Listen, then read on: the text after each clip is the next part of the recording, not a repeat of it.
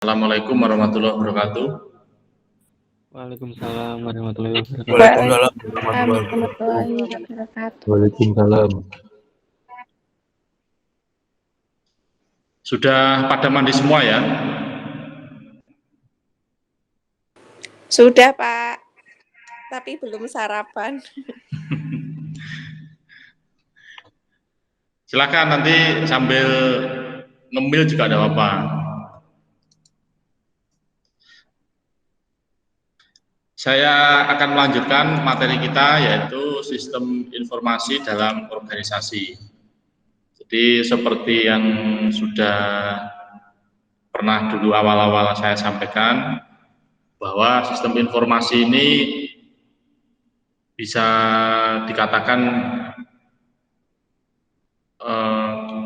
kalau menurut saya ini sesuatu yang harus segera Anda dalami, Anda praktekkan dengan cara membuat proyek, membuat sesuatu yang benar-benar bisa bermanfaat ataupun bisa untuk belajar bagi Anda. Jadi jangan hanya mengandalkan teori seperti ini atau menunggu materi disampaikan. Contohnya misalkan Anda nanti entah di semester berapa akan mendapatkan materi basis data. Nah itu jangan nunggu itu dulu untuk belajar.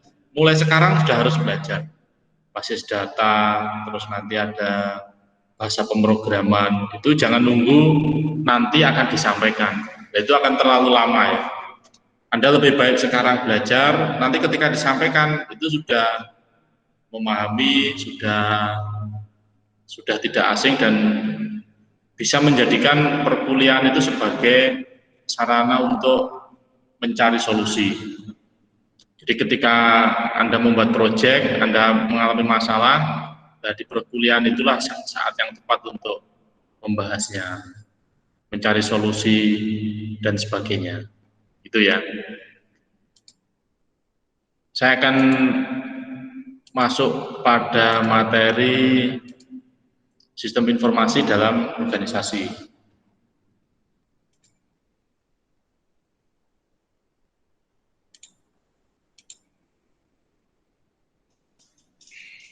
Materi ini cukup menarik, menurut saya cukup menarik.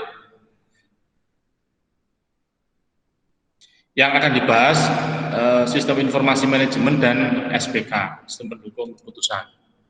Jadi ini merupakan penjelasan awal dari sistem informasi manajemen dan nanti akan ada SPK atau sistem pendukung keputusan. Nantinya kalau tidak salah masing-masing materi ini atau sistem informasi manajemen itu akan menjadi mata kuliah tersendiri. SPK juga akan menjadi mata kuliah tersendiri. Jadi nanti akan pendalaman lebih dalam akan disampaikan pada mata kuliah yang terkait. Sistem informasi manajemen atau SIM atau dalam bahasa asingnya adalah MIS atau Manajemen Information System merupakan kumpulan orang, prosedur, perangkat lunak, database, dan perangkat yang terorganisir yang menyediakan informasi rutin kepada manajer dan pengambil keputusan. Jadi yang perlu digarisbawahi adalah ada orangnya, ada prosedurnya, ada perangkat lunak atau aplikasinya atau softwarenya, ada juga database dan perangkat yang lain untuk menyediakan informasi rutin kepada manajer dan pengambil keputusan. SIM berfokus pada efisiensi operasional perusahaan, yaitu aktivitas proses bisnis pada area fungsional. Jadi mengefisiensi proses operasional. Misalkan dalam proses operasional itu ada proses pencatatan, misalkan menulis transaksi, menulis apapun itu, nah itu bisa diefektif dengan adanya sistem informasi manajemen.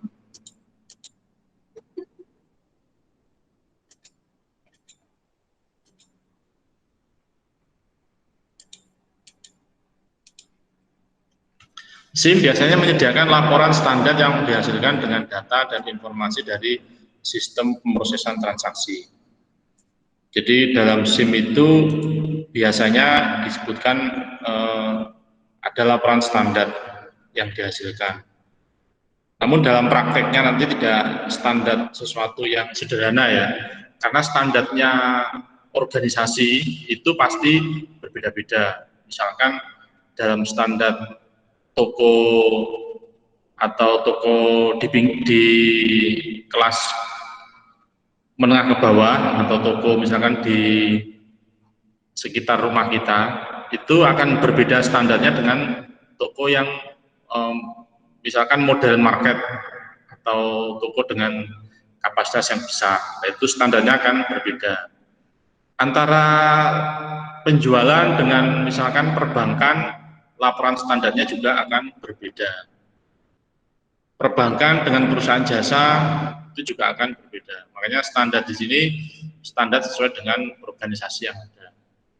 Sebagai contoh, untuk memproses pesanan penjualan, maka sistem pemrosesan pertama ada transaksi mencatat penjualan, memperbarui saldo akun pelanggan, dan mengurangi jumlah inventaris atau mengurangi jumlah stok ya kalau di penjualan. Jadi ini ada tiga proses itu, mencatat, memperbarui saldo, dan mengurangi jumlah inventaris. Itu kalau dalam proses penjualan. Nanti dalam proses perbankan ada lagi penyimpanan, memperbarui saldo, misalkan menambah saldo uang, misalkan seperti itu. Sistem informasi manajemen, dengan menggunakan informasi ini, maka sistem informasi manajemen terkait akan menghasilkan laporan yang ini beberapa jenis laporan ya, merangkum aktivitas penjualan harian. Merangkum ini biasa diartikan secara sederhana itu merekap penjualan harian atau merekap data transaksi ya. Data transaksi yang detail itu akan dilakukan merangkum atau merekap. Berikutnya meringkas aktivitas penjualan mingguan dan bulanan.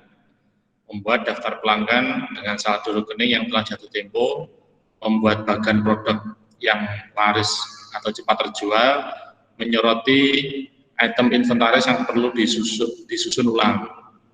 Nah, ini salah satu bentuk dari laporan dari sistem informasi manajemen. Namun sekali lagi, apa yang saya sampaikan di sini itu menurut versi akademik ya, versi akademik atau versi kebetulan yang membuat materi ini Pak Afandi dan Bu Erika. Namun dalam prakteknya, sekali lagi dalam prakteknya itu sangat tidak serta-merta seperti ini. Jadi ada kalanya seorang sistem atau seorang yang bergerak di bidang sistem informasi, baik itu sebagai konsultan, sebagai analis sistem, atau mungkin sebagai programmer ataupun yang lain, itu biasanya akan mengikuti kebutuhan dari perusahaan. Contohnya ini ya, ini merangkum aktivitas penjualan harian. Ini kan kata-kata yang mungkin sangat sederhana, tapi dalam prakteknya mungkin dari satu baris ini bisa menghasilkan puluhan item laporan. Jadi dari satu baris ini nanti kalau didetailkan itu bisa membuat puluhan item laporan. Contoh ya, misalkan di sini yang paling dekat misalkan seperti Hypermart ya. Hypermart itu perusahaan yang skala menengah ke atas, dari skala omset, dari skala luas bangunan dan sebagainya, itu kelasnya menengah ke atas. Merangkum aktivitas penjualan harian. Kalau diterapkan mungkin nanti akan merangkumnya seperti apa? Merekap atau merangkum berdasarkan kelompok produk. Misalkan dari satu hari di Hypermart itu yang laku untuk kategori kosmetik berapa, kategori minuman berapa, kategori makanan berapa, kategori pakaian, kan saya juga menjual pakaian ya, menjual elektronik juga, menjual fresh frozen atau apa namanya sayur-sayuran, buah-buahan juga.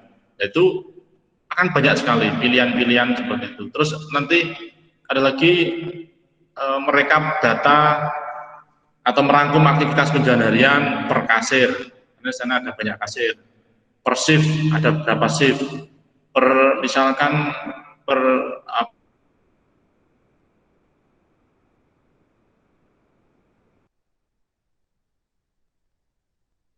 karbonasi, minuman kaleng, minuman macam-macam. Itu bukan sesuatu yang mudah atau sesuatu yang sederhana ya. Kalau mudahnya sama aja, mudahnya itu kewajiban kita untuk mempelajari itu. Kalau sudah bisa, pasti akan mudah. Ini contoh ya. Contoh ini laporan dalam SIM.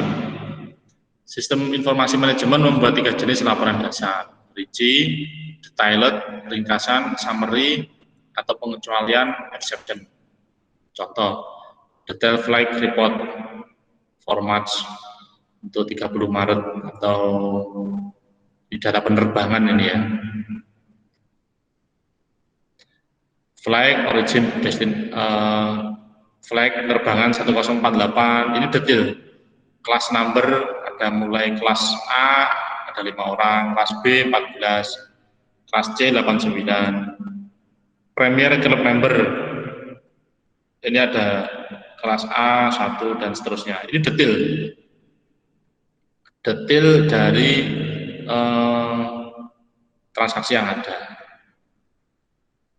Kalau dalam penjualan mungkin detailnya ya tanggal sekian ada penjualan, barangnya apa, harganya berapa, terus kasirnya siapa, total berapa, ada diskon berapa, total berapa, pembayaran pakai debit, cash atau kartu kredit dan seterusnya. Itu rinci atau detailed atau rinci detail dari transaksi. Berikutnya ada ringkasan atau summary. Ini ringkasannya ya, dari penerbangan 1048 ini tujuannya dan asalnya dari ini, mungkin ORD itu apa ya, Orlando mungkin ya. Ini tujuan misalkan Jakarta Surabaya, total berapa? 108 penumpang. Premier Club member berapa? Membernya 33. Ini contoh dari rekapan.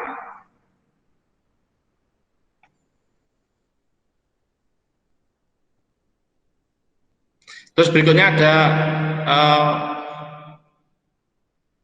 exception report atau pengecualian ya. Jadi dalam transaksi flight 1048 kelas A ada Premier Club member ada 1. Jadi ada 1 ini, Premier Club member goal ada 4 atau ini pengecualian.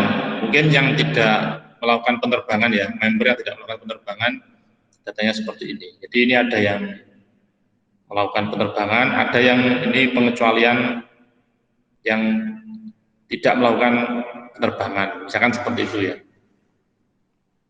Contoh saja ini. Nanti seperti yang tadi saya sampaikan, dalam prakteknya akan banyak sekali kebutuhan dari report yang diinginkan oleh perusahaan.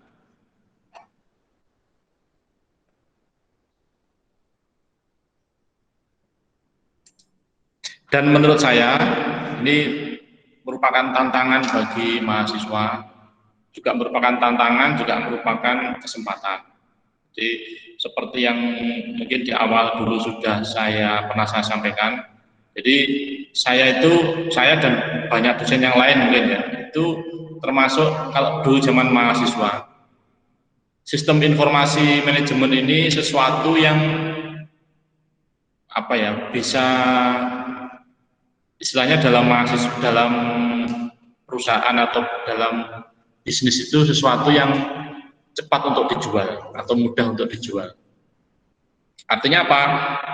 Dalam prakteknya Anda tidak perlu lulus, tidak perlu mendapat gelar sarjana.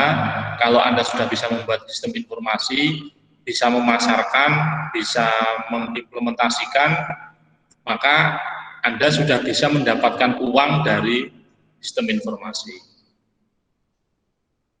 Saya dan beberapa dosen yang lain, termasuk dulu waktu kuliah itu sebelum lulus sudah bisa dikatakan menjual produk SIM.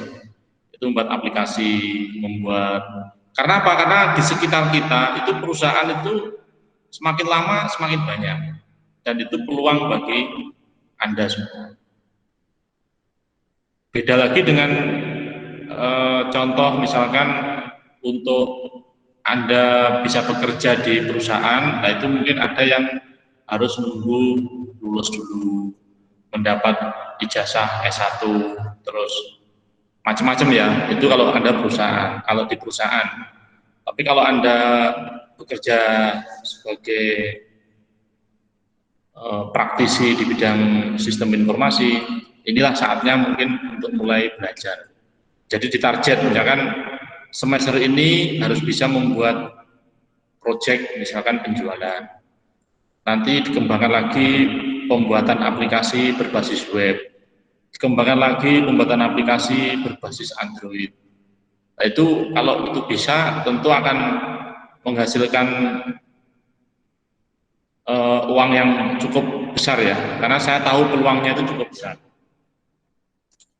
Kita lanjut, sumber sistem informasi manajemen.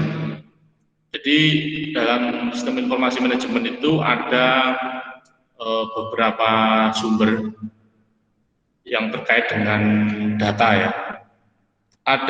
Di sini ada operasional database. Jadi operasional database itu database misalkan untuk penjualan, untuk pembelian dan sebagainya, itu dari operasional database, operasional kegiatan perusahaan ya. Ada ini supply chain and business transaction, ada ERP system dan TPS transaction processing system dan sebagainya. Ini ada input and error list, ada database of valid transaction. Jadi ini database ketika sudah valid maka akan masuk dalam manajemen information system. Ada corporate database of internal data. Jadi selain database operasional, ada database corporate perusahaan. Misalkan dalam prakteknya, misalkan ada database internal untuk keperluan sales, misalkan sales, terus untuk keperluan misalkan keuangan, untuk keperluan kebutuhan dalam perusahaan, itu bisa atau bisa dimasukkan dalam database internal data. Karena gini, dalam perusahaan sekelas Hypermart gitu ya, itu transaksi di luar perdagangan itu cukup besar. Misalkan untuk keperluan menggaji karyawan, keperluan operasional, misalkan untuk kebersihan, untuk macam-macam ya, misalkan untuk kebutuhan untuk packing atau untuk kresek, itu kan juga banyak, kresek, pengemas, terus macam-macam. Nanti kebutuhannya ada listrik, telepon, internet, perawatan gedung, perawatan komputer, perawatan rak. Itu transaksi-transaksi yang di luar operasional, di luar perdagangan. Nah, itu harus bisa di-cover dari SIM atau sistem informasi manajemen, dan itu sumber yang harus dikoleksi juga. Ada juga database of external data. Database eksternal ini mungkin ada database yang didapat dari supplier dan sebagainya.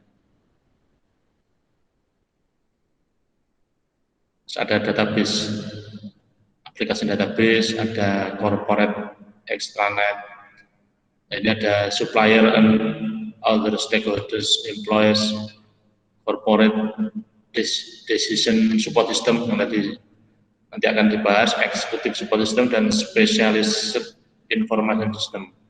Nah ini nanti akan dari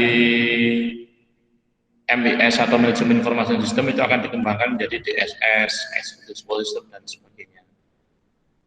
Nah ini ya, breeder report, exception report, demand report, ada key indikator. Jadi ini dari MES ini menghasilkan atau mengeluarkan output bermacam-macam, ada demand, expert dan macam-macam. Ini ya, jadi sumbernya ada operasional dalam database operasional, ada corporate database of internal data, database eksternal dan macam-macam. Database eksternal itu seperti apa? Misalkan ada gini, ada perusahaan di tingkat internasional ya, itu mengoleksi data. Mengoleksi data itu mengumpulkan data seluruh wilayah ataupun seluruh daerah di seluruh dunia. Namanya apa ya, saya agak lupa. Jadi perusahaan itu mengumpulkan data, termasuk di Kediri ini juga banyak yang diambil datanya. Tentu dengan persetujuan ya, dengan bentuk kerjasama, itu ditarik datanya, nanti akan dibuat kesimpulan. Kesimpulan itu seperti ini misalkan, di Kediri itu misalkan sabun mandi itu yang paling disukai adalah misalkan apa ya, aroma rose atau mawar misalkan. Itu punya datanya.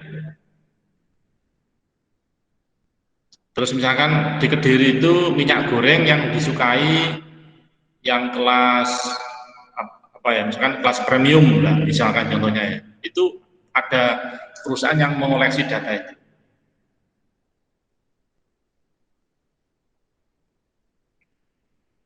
Itu contoh ya, contoh dari beberapa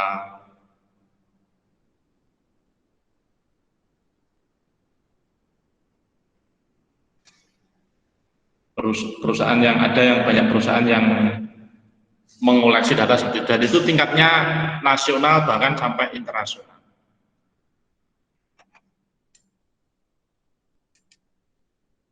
Karakteristik dari sistem informasi manajemen. Jadi karakteristik atau sifat-sifatnya sistem informasi manajemen, yang pertama menggunakan data internal yang disimpan di database perusahaan.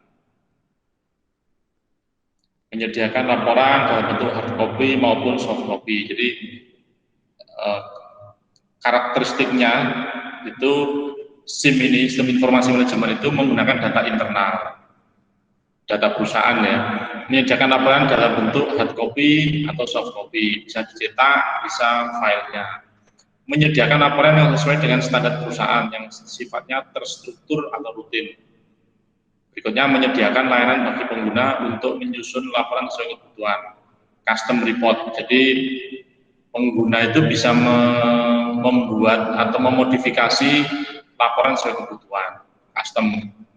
Ada pengelompokan berdasarkan ini, urut data ini, urut ini dan sebagainya. Itu disebut dengan custom report. Nah ini yang mungkin menjadi tantangan bagi seorang programmer untuk membuat laporan sesuai dengan kebutuhan. Nah ini cukup apa ya, cukup menarik sekali. SIM dapat dibagi berdasarkan garis fungsional perusahaan seperti berikut. Ada SIM atau sistem informasi keuangan, accounting. Jadi sistem informasi keuangan itu nantinya akan langsung menampilkan atau memproses untuk standar akuntansi. Bagaimana standar akuntansi itu? Ada jurnal, ada buku besar, ada nanti ada neraca saldo, ada neraca, ada rugi laba. Ini mahasiswa ini sudah dapat mata kuliah akuntansi ya, SIM semester ini atau SI semester ini? Sudah, Pak. Sudah ya. Nah itu sangat penting ya, itu sangat penting. Salah satu nanti yang biasanya diminta oleh perusahaan itu membuat aplikasi dengan standar akuntansi.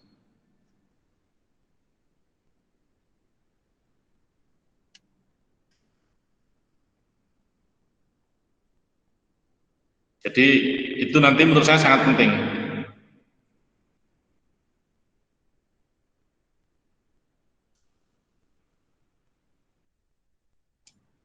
Saya mohon izin menerima telepon sebentar ya. Siapa?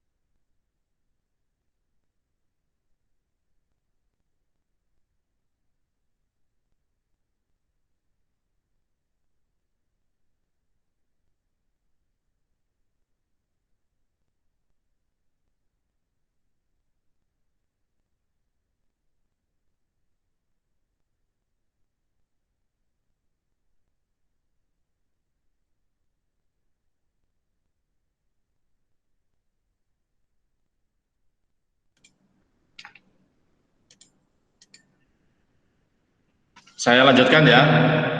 Berikutnya ada SIM, sistem informasi manajemen untuk keuangan, akunting. Nah itu perlu sekali untuk dipelajari, difahami, karena nanti tugas dari Anda semuanya ini mungkin salah satunya adalah membuat laporan atau membuat aplikasi dengan standar laporan keuangan akuntansi. Itu kan kalau Anda tidak paham, maka akan mengalami kesulitan.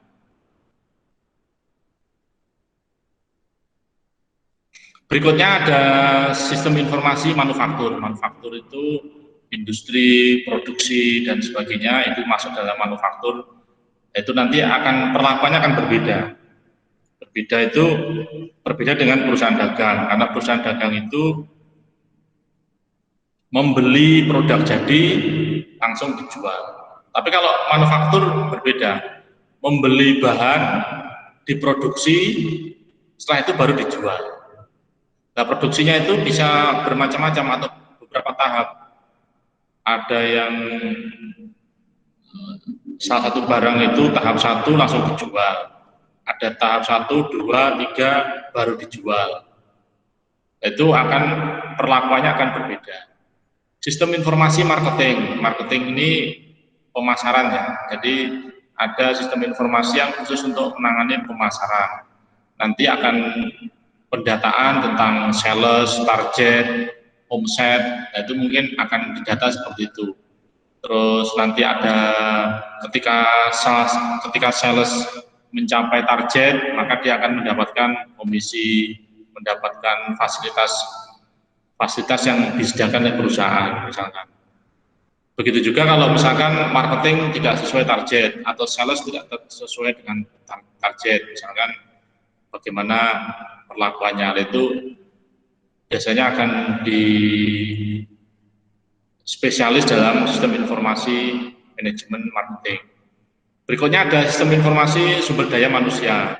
Ini sistem informasi sumber daya manusia ini menangani misalkan pendataan karyawan, termasuk presensi, kehadiran, termasuk target yang diberikan, terus ada targetnya, ada realisasi misalkan, itu dalam SDM. Nanti akan ada reward, misalkan menampilkan data karyawan yang paling rajin presensi, misalkan presensinya bagus, tidak pernah terlambat, tidak pernah pulang awal, dan sebagainya.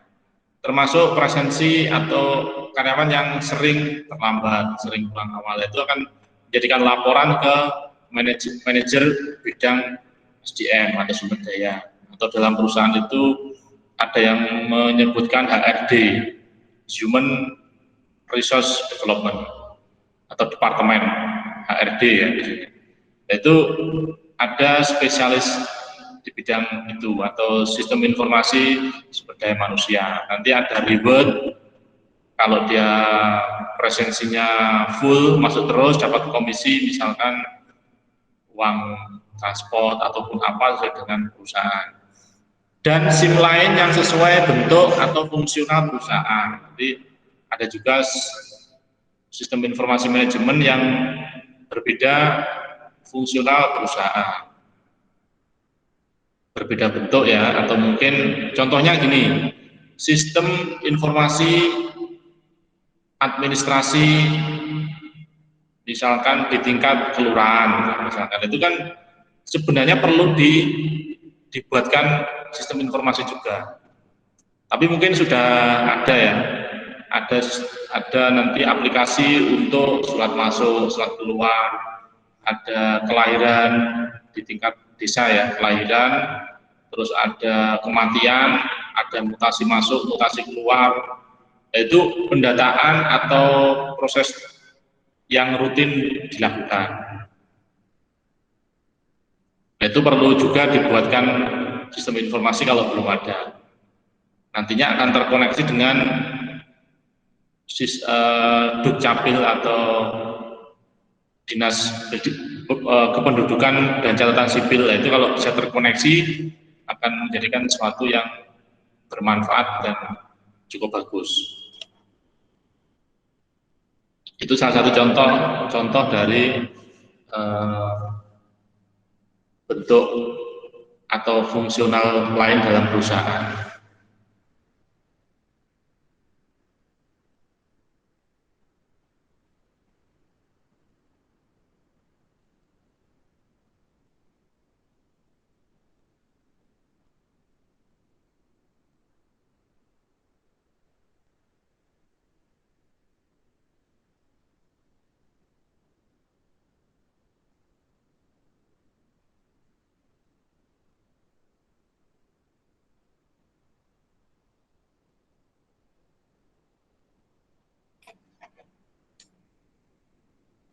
ada financial MIS. Ini saya sampaikan lagi ya. Dari beberapa garis fungsional ini, itu ada yang digabungkan. Digabungkan itu ada perusahaan yang menginginkan semua ini itu masuk dalam satu sistem. Ya, ada sistem marketingnya, ada keuangannya, accountingnya, ada SDM-nya, dan lain sebagainya. Kalau sistem itu semakin kompleks seperti ini, maka akan menentukan lama pekerjaan, termasuk nanti akan besarnya nilai dari proyek yang Anda kerjakan. Kalau hanya sebatas keuangan, nanti nilainya sekian. Kalau untuk sampai marketing, sekian. Manufaktur, sekian, dan sebagainya. Ada financial MIS, memberikan informasi keuangan pada eksekutif berdasarkan subsistem dan keluaran dari SIM keuangan. Jadi outputnya atau keluarannya ada sistem rugi laba, sistem biaya, auditing, penggunaan dan pengelolaan dana, dan sebagainya. Ini financial MIS atau Management Information System. Sistem rugi laba itu dihasilkan sistemnya dari mana? Misalkan, dari penjualan. Penjualan yang sudah dilakukan, apa barang yang belum terjual ikut diakui laba misalkan. Nah, itu harus dibahas detail, harus dirinci dan sebagainya. Dalam proses perincian itu nanti akan ada namanya perancangan sistem. Nanti akan ada mata kuliah tersendiri ya. Ada mata kuliah, kalau tidak salah masuk dalam ADSI, Analisis Desain Sistem Informasi. Nanti di situ akan dibahas. Sampai di sini mungkin ada yang ditanyakan? Monggo silakan.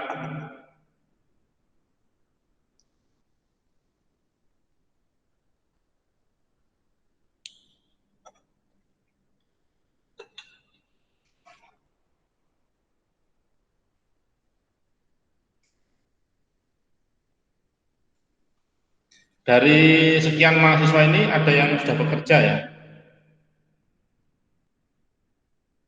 Ada, Pak. Ada yang kerja di mana?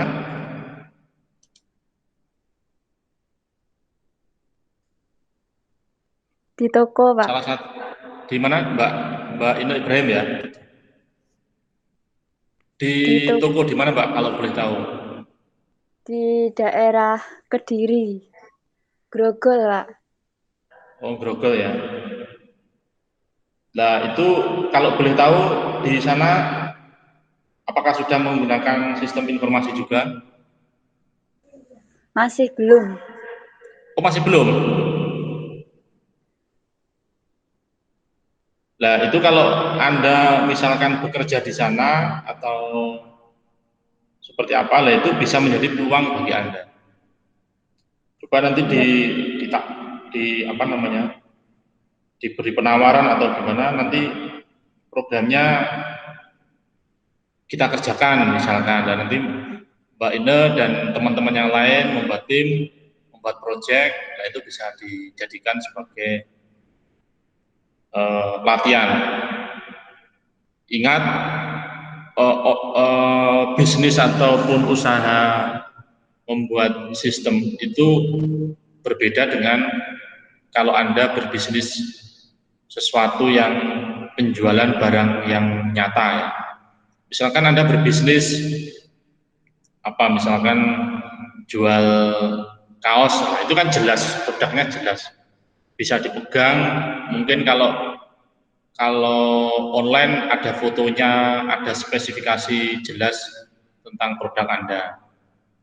Kalau Anda jual misalkan ayam geprek gitu kan jelas, ada rasanya jelas dan sebagainya, sehingga orang lebih mudah untuk membeli. Oh, ini ayamnya lebih besar misalkan, oke kita beli. Nah, itu. Tapi kalau program, kalau software itu berbeda. Orang akan membeli itu salah satu faktor yang paling utama itu adalah kepercayaan. Kepercayaan itu menjadi salah satu poin yang paling penting ya. Karena apa? Produk dari sistem informasi itu sesuatu yang tidak bisa dipegang. Mungkin Anda bisa ya membuat penawaran dalam bentuk ada foto-fotonya dan sebagainya. Tapi kalau itu kan tidak bisa berbeda pokoknya. Kecuali kalau Anda mempunyai pengalaman portofolio tentang pengerjaan program. Misalkan Mbak Ine pernah mengerjakan perusahaan di toko di Grogol misalkan. Nanti ketika Anda menawarkan di toko di wilayah misalkan Kota Kediri, itu bisa disampaikan. Saya pernah mengerjakan perusahaan A di daerah sini, perusahaan B, C, D, itu orang akan semakin percaya. Tingkat kepercayaan itu akan naik kalau Anda mempunyai pengalaman di bidang. Nah, makanya pengalaman itu harusnya sejak kuliah itu mulai didapatkan. Pengalaman membuat aplikasi A, aplikasi B, aplikasi C, itu akan jadi modal, menurut saya modal utama untuk bisa nanti eksis, bisa menjual, bisa mengerjakan proyek untuk masa-masa berikutnya. Ada lagi mungkin di tempat lain yang bekerja atau mempunyai saudara atau orang tua yang mempunyai usaha, dan itu bisa disampaikan mungkin.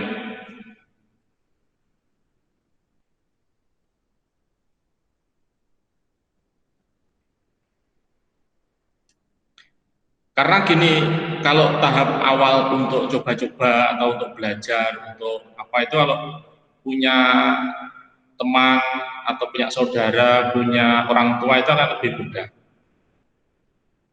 Tapi kalau Anda ada perusahaan besar, misalkan seperti sekelas Hypermart gitu ya, itu kalau dibuat coba-coba ya jelas tidak boleh. Tapi kalau Anda punya perusahaan, punyanya orang tua, masih misalkan Mbak Ine Ibrahim ini punya kenalan atau kerja di sana, lah itu ditawarkan misalkan gimana kalau saya buatkan, nanti saya dengan tim dari kampus misalkan dibuat bareng-bareng, lah itu akan jauh lebih mudah.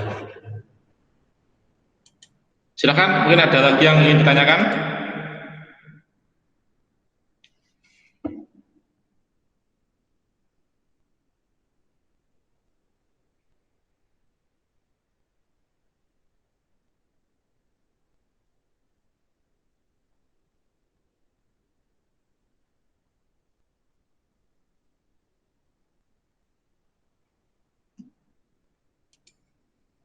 Kalau tidak ada, saya akan melanjutkan.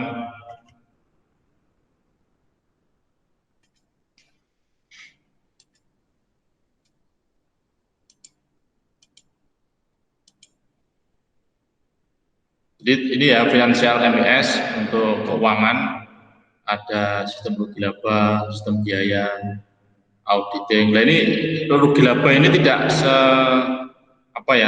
tidak sesederhana ini, nanti harus dijelaskan bagaimana rugi laba itu dalam perusahaan itu seperti apa prosesnya dan sebagainya. Komponen apa yang menambah rugi laba, komponen apa yang mengurangi rugi laba. Misalkan kalau retur itu bagaimana perlakuannya, kalau barang rusak itu apakah mengurangi laba dan sebagainya. Itu harus disampaikan atau diperjelas.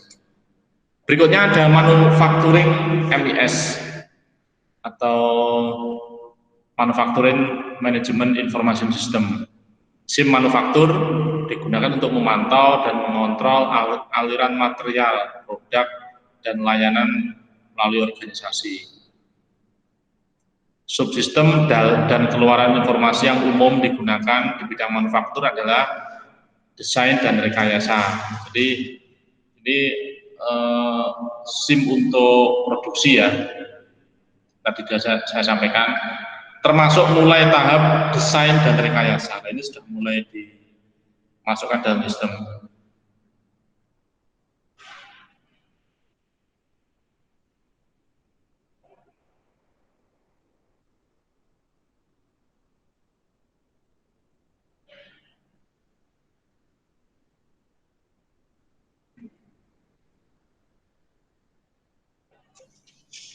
Mulai dari desain produk dan rekayasa itu sudah mulai dimasukkan dalam sistem. Berikutnya ada penjadwalan produksi, penjadwalan, ada kontrol inventaris, ada pengendalian proses, kontrol dan pengujian kualitas.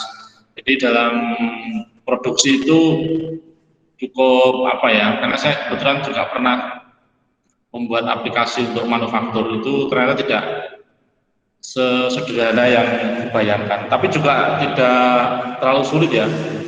Mungkin karena prosesnya yang panjang. Jadi dalam perusahaan manufaktur, dalam perusahaan produksi itu tahap-tahap untuk barang itu bisa dijual itu menjadi prosesnya ada yang cukup panjang, ada yang memang sederhana. Ada yang produksi itu harus mulai tahap 1, tahap 2, tahap 3, sampai di tahap terakhir.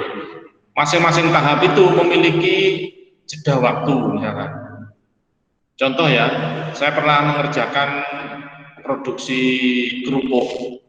Kerupuk itu ternyata prosesnya itu tidak sederhana. Jadi mulai dari bahan, mulai dari tepung, bumbu-bumbu misalkan dan sebagainya itu diproses menjadi bahan setengah jadi. Bahan setengah jadi itu nanti akan menghasilkan persediaan sendiri, persediaan barang setengah jadi. Barang setengah jadi itu berupa adonan kerupuk yang belum dicetak. Setelah itu ada proses berikutnya mencetak. Ada bentuk bulat, bentuk lonjong, dan itu masing-masing dari satu bahan itu bisa menghasilkan banyak produk.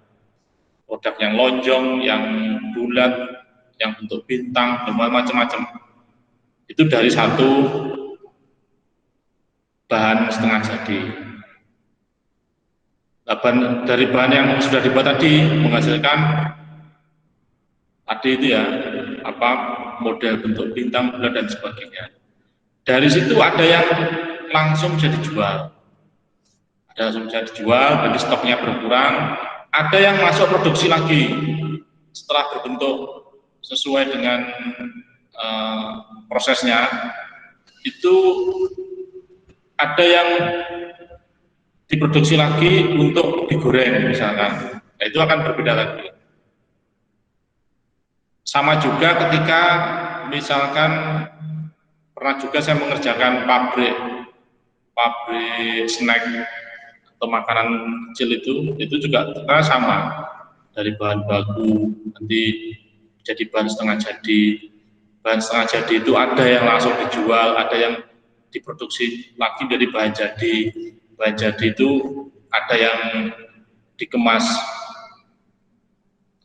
dalam kiloan, dalam macam-macam bentuknya. Nah, itu tidak sulit tapi banyak hal yang harus diperhatikan. Kontrol inventaris, nah ini kontrolnya ini harus jelas. Ada yang produksi, ada lagi produksi bakery atau roti ya. Roti itu juga pernah. Dari sekian barang itu jadi sekian roti. Dan itu ada yang otomatis. Jadi ketika saya masukkan roti jenis A, maka otomatis stoknya itu akan mengurangi bahan A, B, C, D, E, dan seterusnya. Itu juga ada yang seperti itu. Berikutnya ada kontrol dan pengujian kualitas. Nah, nanti setelah jadi 100 itu ternyata ada yang cacat 5. Nah, itu proses pengontrolan itu dan hasil akhirnya akan dimasukkan dalam sistem. Nanti ada keterangan yang 5 rusak. Nanti dalam sekian waktu akan diketahui tingkat kerusakan dari produksi.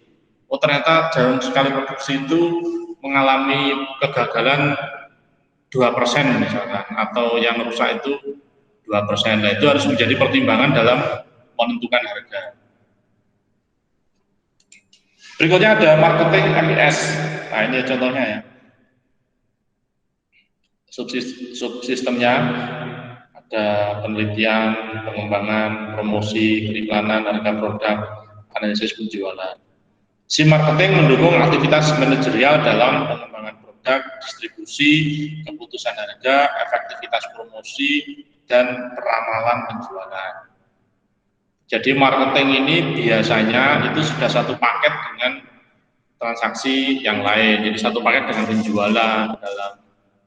Tapi mungkin berbeda lagi kalau produknya itu sesuatu yang misalkan seperti marketing kartu kredit, marketing layanan internet, nah itu berbeda lagi ya.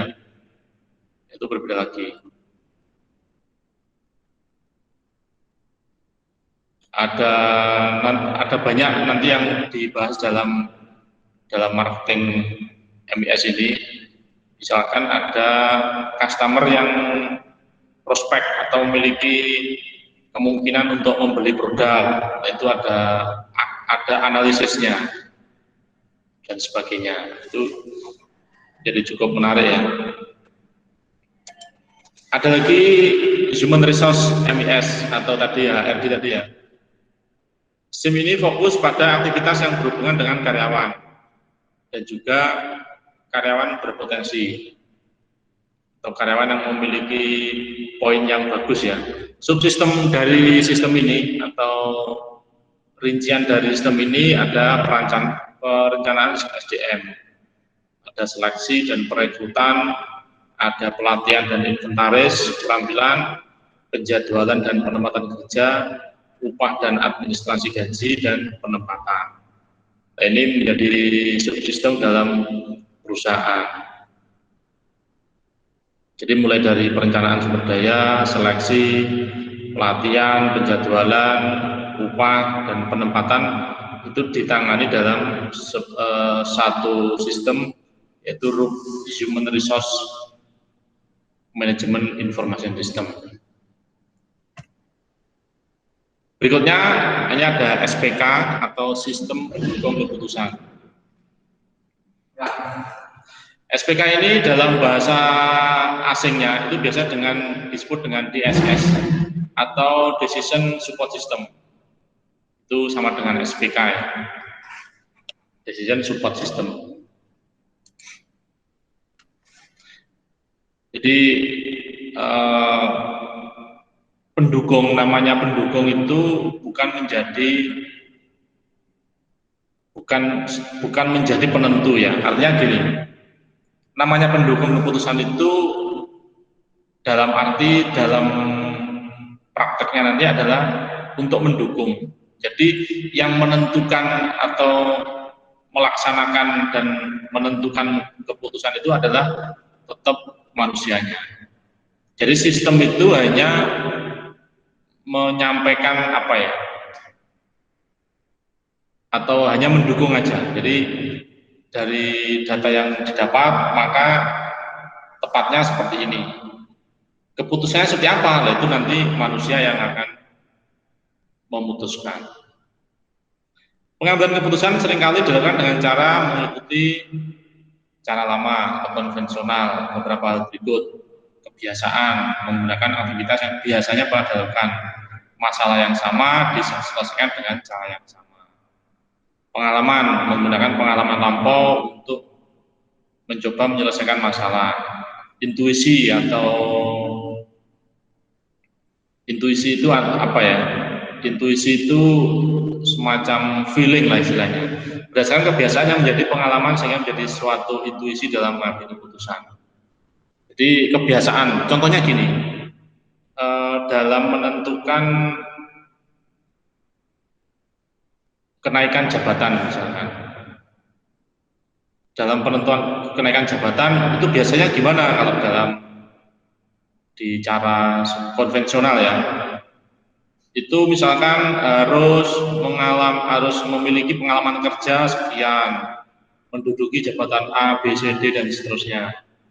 Itu kebiasaannya apa? Kalau ada seleksi jabatan gitu ya, seleksi kenaikan jabatan, lah itu biasanya seperti apa? Oh ini yang paling senior, yang misalkan biasanya paling senior yang bisa naik di posisi jabatan selanjutnya. Itu contoh dari kebiasaan.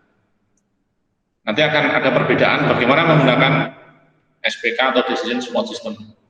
Pengalamannya siapa? Menggunakan pengalaman lampau. Oh, kalau dulu seperti ini. Kalau intuisi gimana? Oh, intuisi itu karena dia masih teman saya, maka akan teman dekat, maka akan misalkan saya naikkan jabatannya. Itu contoh dengan cara konvensional.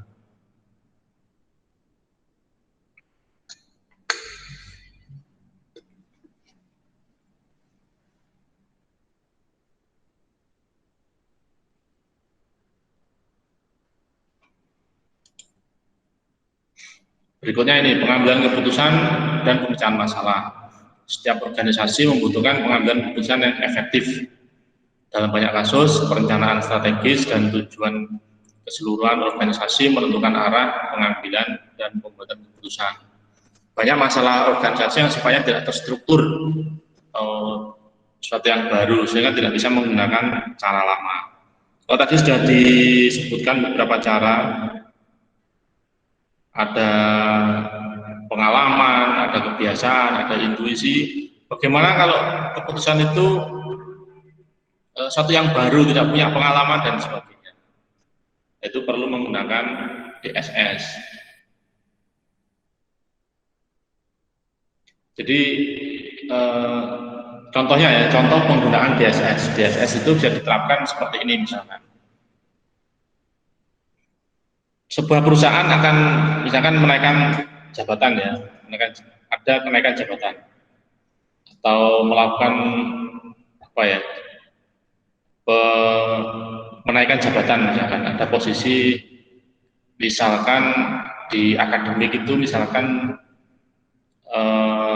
menjadi kaprodi lah misalkan ya, kepala program studi. Itu apa yang diukur? Misalkan mulai dari pendidikan terakhir, terus ada namanya jabatan akademik, ada namanya mungkin dia pernah menjadi tim apa, tim perumus apa namanya, mata kuliah, tim kurikulum dan sebagainya. Terus dia pernah mempunyai pengalaman kerja berapa tahun, mempunyai track record mengajar seperti apa, variasi mata kuliah dan sebagainya. Nah, itu semuanya dikumpulkan. Misalkan dalam contoh ya, ini dalam universitas itu semuanya dikumpulkan. Ada dari satu posisi yang diajukan itu ada misalkan 50 dosen. Nah, itu kan kalau cara manual kan cukup rumit. Artinya apa? Harus melihat dengan manual. Ini ada pengalamannya cukup tinggi, tapi dia tidak pernah aktif dalam tim perumus mata kuliah, tim pengembangan mata kuliah dan sebagainya. Nah, itu bisa menjadi apa ya? Akan kesulitan kalau menerapkan. Bagaimana dengan DSS atau SPK? Itu akan ada sistem. Sistem itu akan memasukkan, dia akan mendata karya dosen A ini masa kerja sekian, pendidikan terakhir sekian, itu didata semua. Menjadi tim ada berapa kali, itu didata semua. Didata, nanti secara sistem dia akan membuat perhitungan sesuai dengan algoritma. Bisa naive Bayes, bisa sampel additive weighting, macam-macam. Nanti akan dibahas detail di mata kuliah yang terkait. Nah, itu akan menghasilkan ranking paling tinggi itu ini dari kombinasi variabel masa kerja, pendidikan terakhir, ada menjadi tim, aktif jadi tim, ada kompetensi, ada pengalaman kerja dan macam-macam. Itu nanti akan di ranking. Ranking yang paling tinggi itu dosen X misalnya, yang nomor 2 dosen B misalnya. Terus nanti itu akan jadi report atau laporan. Nanti yang menentukan siapa? Menentukan ya kalau kaprodi ya dari dekannya ya atau atasnya ya. Atasnya itu dekan. Oh karena si X ini benar dia merupakan dosen dengan nilai tertinggi misalnya. Tapi dia sebentar lagi sudah pensiun, maka saya akan memilih di bawahnya misalnya. Contoh lah itu ya, itu contoh.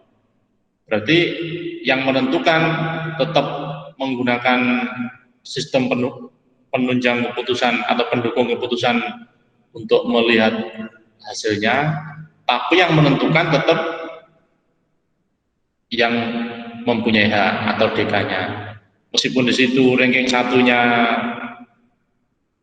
si X ya, tapi yang dipilih B karena pertimbangan faktor usia misalkan ya contoh. Itu contoh ya. Jadi itu salah satu penggunaannya. Itu banyak diterapkan dalam banyak hal. Termasuk prediksi saya ya, prediksi saya. Termasuk penentuan wilayah COVID ya. Misalkan wilayah COVID itu kan ada kalau tidak salah wilayah hijau, kuning, orange, merah, masuk hitam kalau tidak salah. Nah, itu atau yang terakhir ini menggunakan level PPKM level 1, level 2, level 3, level 4. Nah, itu masing-masing ada kriterianya. Itu pasti dalam satu Indonesia tidak mungkin dihitung manual, pasti menggunakan DSS, Decision Support System. Jadi data dimasukkan, misalkan wilayah Jawa Timur, pasien baru berapa, pasien sembuh berapa, pasien meninggal berapa, kapasitas apa namanya rumah sakit berapa, tenaga medis berapa, terus berapa persen atau persentase sudah vaksin tahap 1, tahap 2. Itu akan dimasukkan datanya sehingga otomatis akan muncul biasanya setiap hari Senin ya atau setiap hari apa itu dulu akan ada pengumuman bahwa daerah ini level 1, daerah ini level 2. Itu kalau Anda ingat ya, kalau Anda mengikuti itu biasanya dulu ada di pertama-tama diumumkan oleh Pak Presiden gitu ya. Berikutnya ini oleh para menterinya. Jadi PPKM diperpanjang misalkan seperti itu. Nah itu kalau menurut saya ya, kalau prediksi saya itu juga menggunakan SPK. Nggak mungkin ya terus ngitung manual itu nggak mungkin. SPK atau sistem pendukung keputusan kalau dalam bahasa asingnya itu DSS, Decision Support System, adalah kumpulan orang, prosedur, perangkat lunak, database, dan perangkat yang terorganisir yang mendukung pengambilan keputusan khusus masalah. Jadi sesuatu yang khusus ya, misalkan penentuan wilayah PPKM misalkan, atau dalam pelaksanaan di perkuliahan misalkan penentuan penerima beasiswa, penentuan kenaikan jabatan menjadi kaprodi misalkan. Nah itu sesuatu yang khusus. Fokus DSS adalah membuat keputusan yang efektif, sementara MIS membantu organisasi melakukan hal-hal yang benar. DSS membantu manajer melakukan hal yang benar. Jadi biasanya ada kombinasi ya, tetap ada MIS-nya, tapi juga disupport dengan DSS.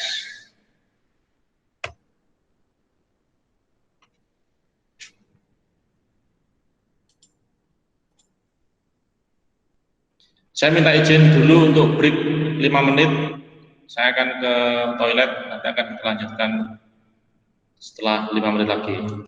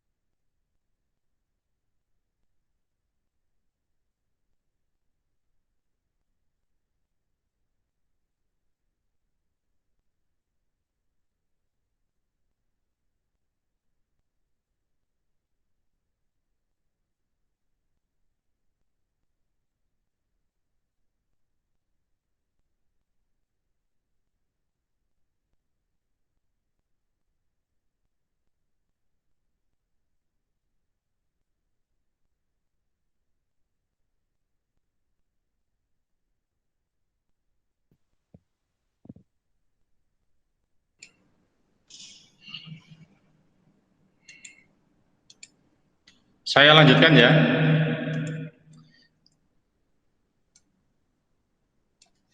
Sistem pendukung keputusan atau SPK atau DSS digunakan ketika masalahnya kompleks dan sistem informasi yang dibutuhkan untuk menentukan tindakan yang tepat sulit diperoleh dan digunakan. Dia saya berikan contoh tadi, menentukan misalkan PPKM level 1 daerah mana dan seterusnya. Dalam pengambilan keputusan akhir, SPK juga menjadi pertimbangan dan perspektif manajerial. Tapi keputusan akhirnya tetap pada manajer atau pimpinan yang memiliki hak. DSS mengakui bahwa gaya manajerial dan jenis keputusan yang berbeda memerlukan sistem yang berbeda. Misalkan, dua manajer produksi di dalam posisi yang sama mencoba menyelesaikan masalah sama yang mungkin memerlukan informasi dan dukungan yang berbeda. Nah, ini salah satu DSS yang memiliki informasi dan dukungan yang berbeda. Karakteristik SPK atau DSS versus SIM atau manajemen information system atau sistem informasi manajemen. Jenis laporan yang diselesaikan. SIM sifatnya laporan rutin, bersifat rutin ya, sedangkan SPK bersifat tidak terstruktur. Jadi misalkan dalam penentuan atau pengangkatan kaprodi itu tidak rutin ya, karena beberapa kali tidak rutin dilakukan. Dukungan yang diberikan kepada pengguna mendukung analisis dan perhitungan matematis dalam analisis masalah sesuai pengguna. Jadi ada dukungan yang diberikan untuk pengguna. Berikutnya penekanan dan pendekatan keputusan, memberikan dukungan alternatif solusi dalam pengambilan keputusan manajer. Nah, ini ya perbedaan SPK dengan SIM. Tipe permasalahan kalau DSS atau SPK dapat menangani masalah tidak terstruktur yang tidak dapat dengan mudah diprogram. Jadi seperti tadi ya, penentuan, pengangkatan kaprodi, pengangkatan misalkan penentuan level PPKM dan sebagainya itu bisa menggunakan DSS. Biasanya kalau MIS biasanya digunakan hanya dengan masalah terstruktur. Misalkan untuk menampilkan laporan penjualan dan sebagainya. Apakah mungkin DSS dan MIS ini digabungkan? Itu sangat mungkin ya. Sangat mungkin. Karena apa? Karena beberapa MIS itu memerlukan DSS juga. Contohnya misalkan dalam perdagangan, penentuan jumlah order itu dalam beberapa teori itu tidak sesimpel yang dibayangkan orang atau yang dipakai dalam perusahaan dagang pada umumnya. Ternyata itu variabelnya tingkat perhitungannya cukup panjang sekali. Nah, itu bisa menggabungkan operasional MIS digabungkan dengan DSS. Misalkan secara otomatis DSS akan menampilkan barang-barang yang perlu diorder dan jumlah order yang dibutuhkan. Itu bisa menggunakan DSS. Terus nanti operasionalnya gimana? Menggunakan MIS, menggunakan order penjualan atau order pembelian atau purchase order. Usernya, dari sisi user, DSS mendukung individu, kelompok kecil dan keseluruhan organisasi. Dalam jangka pendek, pengguna biasanya memiliki lebih banyak mengontrol DSS. Kalau MIS mendukung organisasi dalam jangka pendek, pengguna memiliki lebih sedikit kendali atas MIS. Jadi dengan kalau DSS ini memiliki kontrol ya, misalkan variabelnya dikurangi, variabelnya ditambah, terus mungkin faktor-faktor lain itu dimasukkan. Tapi kalau MIS ini ya namanya laporan penjualan itu ya seperti itu dari transaksi penjualannya. Misalkan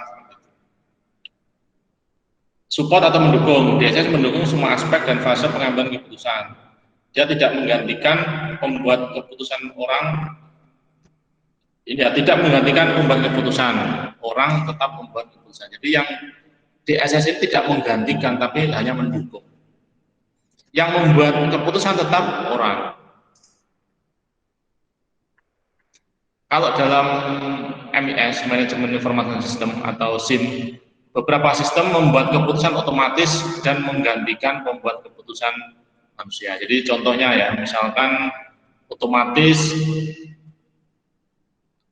misalkan laporan jatuh tempo, otomatis akan menampilkan laporan jatuh tempo, ya itulah yang dilakukan.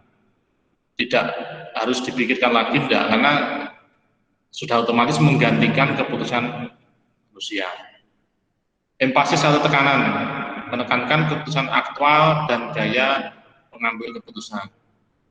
Kalau dalam SIM, sebuah MIS biasanya hanya menekankan informasi. Jadi informasi, mungkin informasi barang yang paling laku, barang yang kurang laku. Keputusannya apa? DSS-nya menampilkan jumlah order yang dibutuhkan. Misalkan. Pendekatannya seperti apa? Kalau DSS, sistem pendukung langsung menyediakan laporan interaktif di layar komputer. Ya, jadi mungkin laporannya interaktif ya, lebih simpel depan komputer. Ini layak atau tidak menduduki jabatan tertentu misalnya.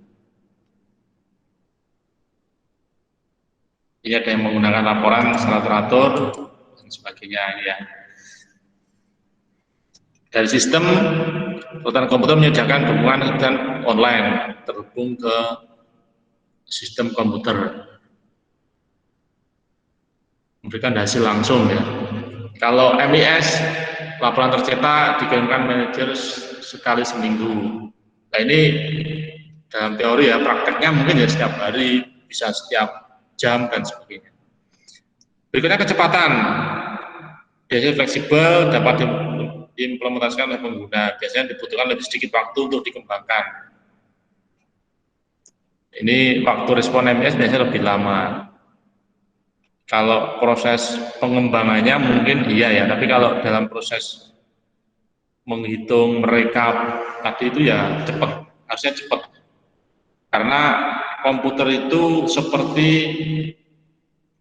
dalam apapun di komputer itu seperti balap motor internasional ya, bisa F1, MotoGP. Jadi sepersekian detik itu dalam komputer cukup berarti. Ketika komputer Anda diklik, 1 detik baru muncul, itu tergolong lambat. Benar ya? Jadi kalau 1 detik diklik, baru jeda 1 detik itu cukup lambat. Termasuk lambat ya dalam komputer.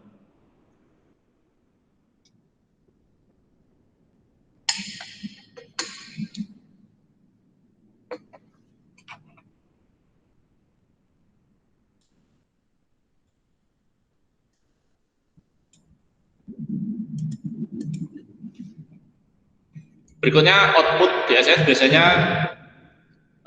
berorientasi layar dan kemampuan menghasilkan laporan printer. Kalau MIS orientasinya pada laporan tercetak. Ini contoh ya.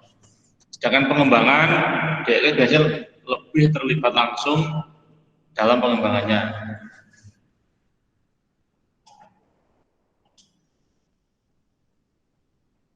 Jadi biasanya penggunanya itu akan ikut langsung dalam proses pengembangan. Kalau MIS berumur berapa tahun dan sering dikembangkan. Jadi kalau MIS ini biasa lebih berubah ya, lebih ada perubahan.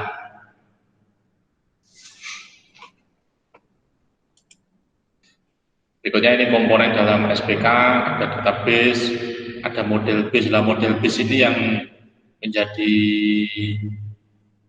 penting ya. Ini bisa diartikan sebagai algoritmanya. Jadi ada data, ada algoritma, lah itu nanti akan digabungkan menjadi DSS. Ada DBMS, MMS, external database, akses dan sebagainya. Akses the internet and corporate internet network, macam-macam itu. Berikutnya user interface atau dialog manager. Jadi itu